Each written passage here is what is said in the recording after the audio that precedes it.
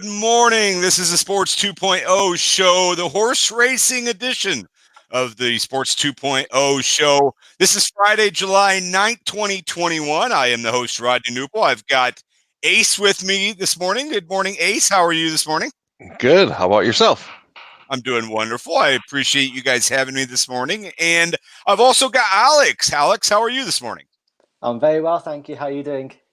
I'm doing great as well. I guess it's not quite morning for you. I am sorry for that. I'm accustomed to saying morning. It's afternoon for you. So good afternoon, Alex. All right, let's go ahead and get started right away here with the Belmont Oaks race.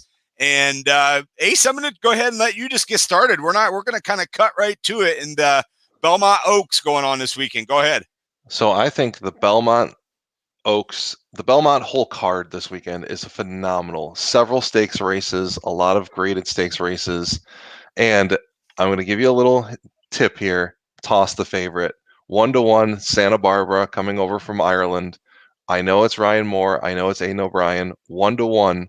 This horse does not like to win races. I understand that when Aidan O'Brien and Ryan Moore ship over, they usually win. But believe you me, this horse has never raced in America, and their times are pretty slow. So I am looking at Cone Lima, the 1, 5-1 morning line odds, and I think we're going to get 5-1 come post time. Back-to-back stakes wins on the turf, one the most recent at Belmont, and I think Flavian Pratt chipping in from California because there's no racing really in Southern California until Del Mar starts next week. I'm in love with Cone Lima and the 1. I honestly also think Plum Ali, Joel Rosario, the 7 at 7-2, Christophe Clement winning at 18%, Joel Rosario winning at 18% for the meet. I absolutely love the exact, the Wonder Again Stakes was the prep for this race. Cone Lima was 1, Plum Ali was 2. I'm looking for a repeat of that race, but I'd love to get Alex's thoughts, especially on the shipper coming over from Ireland. Yeah, so Santa Barbara she was such a hot favourite for the 1,000 guineas. She's very similar to Bolshoi Ballet in the trajectory that they've both been on. They were both hot favourites for their respective races then. She was 4th in the 1,000 guineas, which weren't terrible. She backed that up again. She was 2nd in the Pretty Polly Stakes, and I have much more faith in her to win this than Bolshoi Ballet in the Derby itself. But like you said, she is so short in the odds, and there are so many questions that she's only won 1 in 4. Of course, we could say she's been unlucky on occasions, but she's not clocking as nearly as many winners as you would want for someone at that short of a price. I tend to agree with you with Plum Ali. I think Plum Ali is a good bet for this one. I think she's been unlucky quite recently, and I think the step up in trip would definitely suit her this weekend. And I completely agree with you. I think it's a Cone Lima Plum Ali type of race.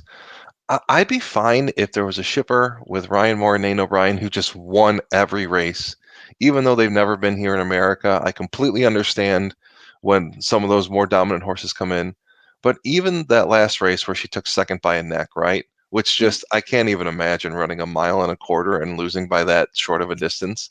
But the time of that race was 2 minutes and 8 seconds. And we've got some horses in here who have won at 1.25 miles at 2 minutes and 4 seconds. It's a 4-second difference. That's about a length and a half when you really think about it. So not sure if this horse is gonna get it done. And I think we're both saying this horse is probably gonna be like 3-5 when it goes off. So no thank you from an odds perspective. It is crazy how short she is. It is mad. Like she should not be that short. Like, it is madness.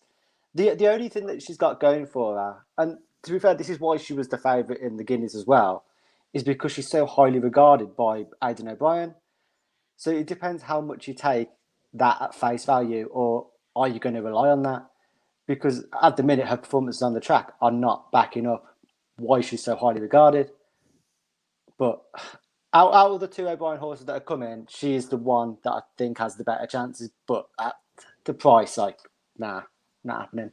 Yeah, so we're both on the 7 Plum Ali at about 7-2, and I'm on Cone Lima the 1 as well at 5-1. I think those are both fair prices, and I hope we get them come post time. All right, let's move to the next one. The next one we're going to talk about is the Victory Ride. Victory Ride. What can you, Alex? I'll let you start on this one. What can you tell us about the Victory Ride? Yeah, so I was a bit torn on this one. To be fair, I kind of like Red Girl for Wesley Ward. We always talk about Wesley Ward's horses over this distance, and I think this one is pretty tailor made for this. It's 3 wins from 4. The only defeat coming in the Untappable, and the one they missed Preakness last time out, and I think that's pretty decent coming into this. I also quite like Shop Girl as well, so I'm going for both the girls. It comes into this with pretty strong form, placed on all 4 runs, 2 wins from that.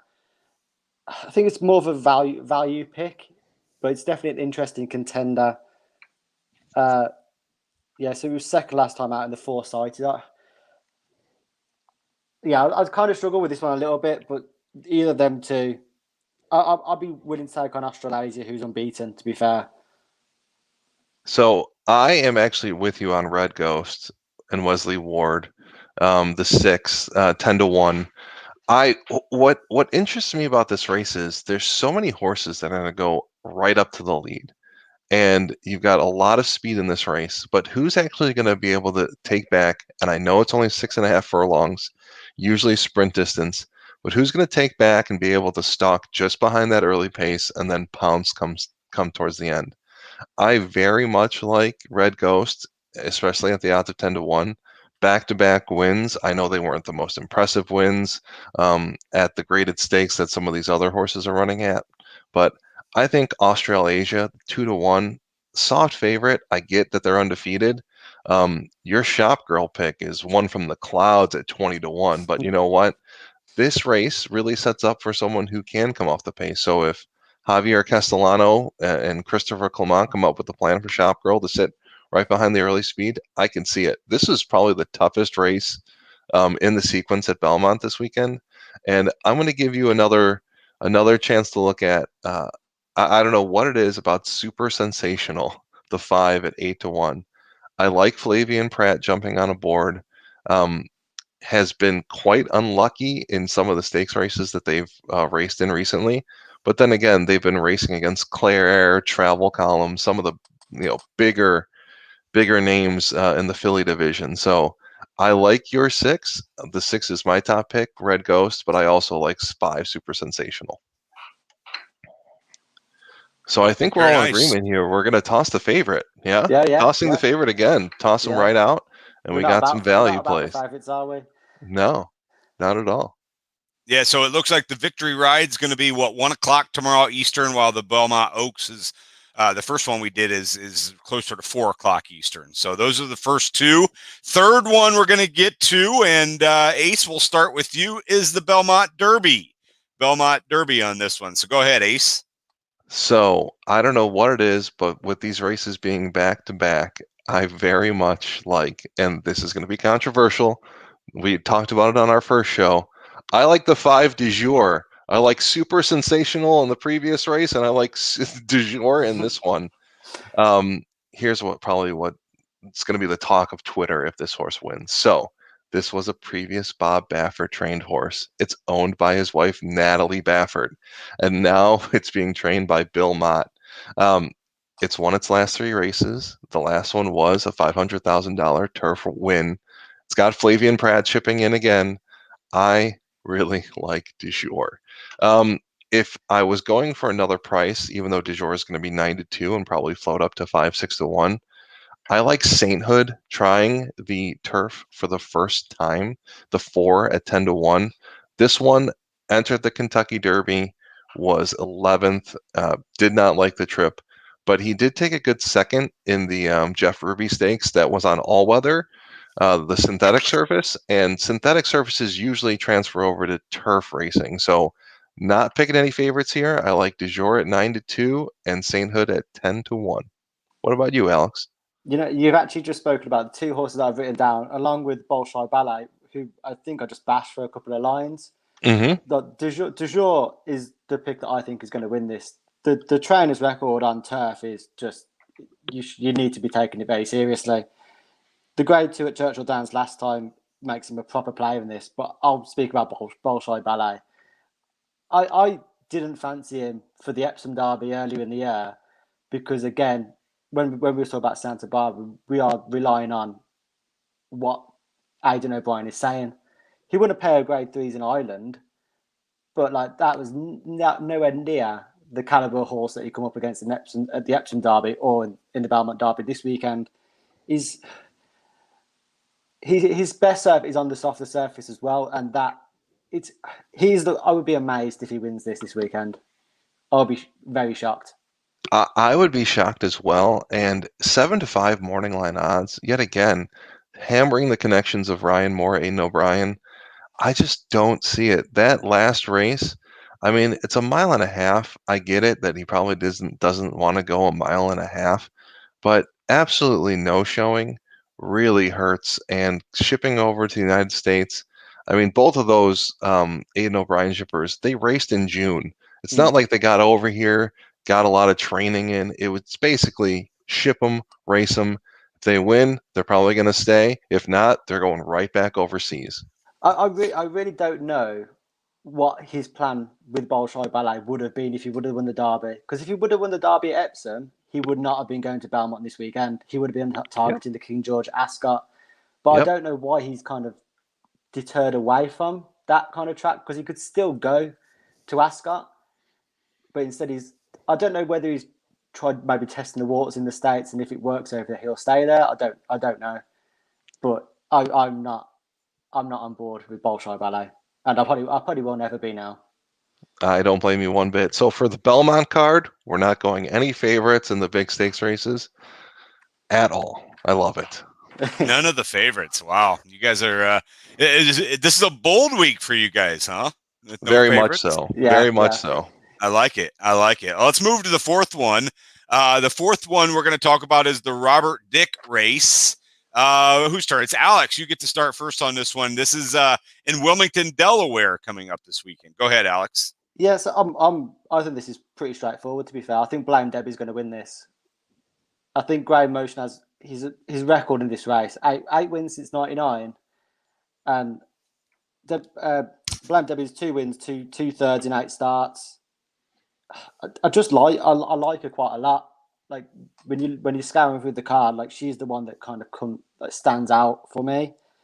She was she beat Luck Money in the Searching States, and also previous graded winner in the Grade 3 Do Wager back in October.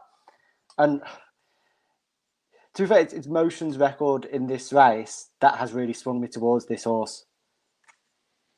I am going to go a little different angle. I don't mind Blame Debbie. I would like to see a few more races under her belt this year. I very much like that she won first off the Ask, but having one race this year in June, going a mile and a half against not much competition, I am actually looking at the 5 Temple City Terror for Brandon Walsh, 6-1. Won a stakes race at Churchill Downs, going a mile and a half this year, and realistically, I know she doesn't show up some days, but I very much like that Florent Giroux, one of the best jockeys in the United States, is coming to Delaware, and is coming to Delaware to ride this horse.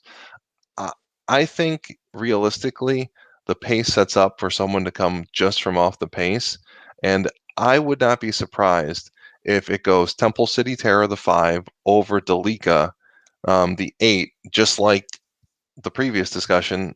Their last race, they went 1-2. I wouldn't be surprised if they went 1-2 again. Delika is my second pick. I have no idea what Al Stahl and Miguel Mena are thinking with this horse. They sent him out a ton of wins at a mile and a 16th. Win.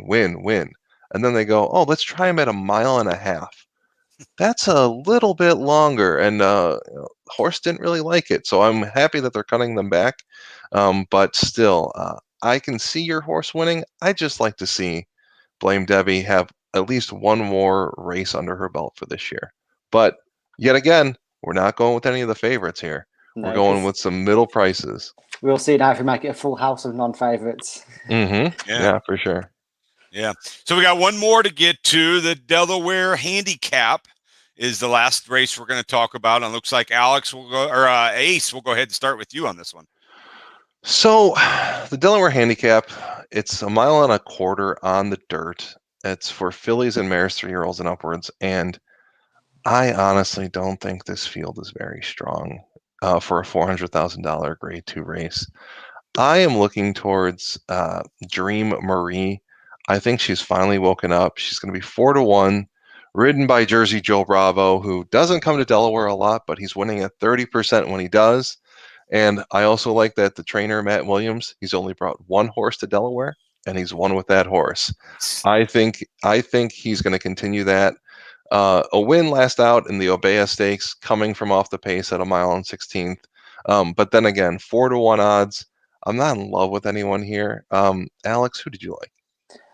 No, I'm the same really. Like, I'm not mad on most of them, but I've sided with Miss Marissa in this one. I thought she was a pretty decent second in the ladies' handicap on her first start this season, and I'm more tempted by her form at the back end of last season when she won 3 in a row, which included the Black Eyed Susan Stakes, where she beat Bonnie South. But yeah, I'm not mad on her, but that is the kind of form that I'm kind of just basing this one off. And so you mentioned Bonnie South. She's the 5 horse. She's 3-2 morning line, very short. She's going to be even shorter come post time, probably 4-5. I hate this horse. I hate her. She had second-itis for forever, and every time I had her to win, and I get it. She's the class of this field by far. And I understand that Florent Giroux and Brad Cox teaming up.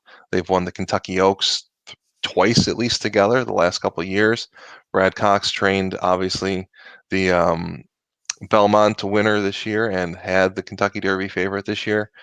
But it would not surprise me if Bonnie South went and won by 4 lengths. But man, does she have second-itis. And I think it continues possibly this weekend. Nice. Second-itis. I like that. Is that a common term in horse racing? Well, I think so, and I think really realistically, there's something to be said where you have a horse that, I mean, any trainer, any owner would be very happy with in the money finishes, right? It's not always about winning. Second and third pays money, realistically, but there's really something about horses that continually run second or third that they don't understand that the objective is to win at the end of the day. And so I really do feel like Bonnie South has this just curse of second-itis, but she's definitely the class of the field. Yeah. All right. Anything else on the Delaware Handicap you guys want to discuss? No, I'm good over here. Yeah, this is the biggest day in Delaware racing, and I hope it does not disappoint. Yeah, I haven't looked too closely at the weather forecast. I know Elsa's heading up that direction. Or are they going to be looking at any? Do we know any rain or anything while these races are going on? So I checked out Delaware. I did some horse handicap in there, and it's going to be in the mid-80s, but no chance of rain. Okay. And I think Belmont, everything's going to stay on the turf. If the ground does get softened up with a little weather, then we'd probably look at those shippers from Ireland and England coming in a little better because they're used to the soft stuff. But I think both races run without any weather. All races run without any weather concerns. Very nice. And hey, before we close, I wanted to change the topic here real quick. Alex, you've got a big soccer match this weekend. Give about, I know this isn't a soccer show, but hey, there's sports fans on here. Give about a 30-second preview of Italy-England coming up on Sunday. Yeah, so it's the biggest football match in England, or soccer match in England, for 55 years. England playing Italy in the Euro final on Sunday at Wembley with home advantage. Yeah. We all believe in football's coming home, but we'll have to wait and see, I think. It could be a long night. Yeah. I know you're excited for that, and we'll make sure we tune into that. All right, so Alex and Ace, appreciate you guys coming on again, and I know everybody will be excited to hear from you the next time that you break down the horse races. So thanks, guys, and enjoy your weekend and enjoy the races throughout the rest of the weekend. Thank you very much. Thanks. All right, this has been the Sports 2.0 show. Make sure you subscribe to our 2.0 network on YouTube. We have reached over 500 followers in just a short amount of time, so thank you to that. I'm Rodney Knuppel with Alex and Ace. So long for just a while.